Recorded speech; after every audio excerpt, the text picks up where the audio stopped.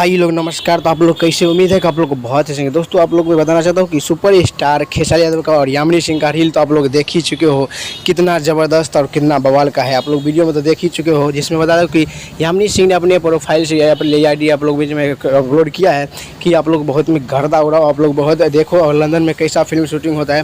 दोस्तों बता दूँ कि ये सॉन्ग आप लोग बीच में एक बनेगा ही हाई लेवल का सॉन्ग, जैसे साउथ में बनता है वैसे ही आप लोग बीच में ये फिल्म बनेगा।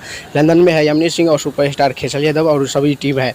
बहुत जल्द आप लोग को सुपर स्टार खेसारी यादव आप लोग बीच में इंडिया में आने आएगा बहुत जल्द। और बता दूं कि आप लोगों को ये तेल सॉन्ग को आप लोग इतना प्यार दीजिए, जैसे आप लोग थोड़ा सा क्लिप में भी सुने होंगे यामिनी सिंह और सुपर स्टार खेसारी यादव ने आप लोग बीच में रील बनाया है। तो आप लोग प्यार दुलार, उम्मीद है कि आप लोग प्यार दुलार जरूर दीजिएगा। और चैनल पर आए हो तो चैनल को सब्सक्राइब कर लीजिए, खेसारी यादव का फैन है तो एकदम से, और शेयर दोस्तों को भी कर दिएगा, यही पता चलेगा कि दोस्तों की रील एकदम से धमाल मच रहा है।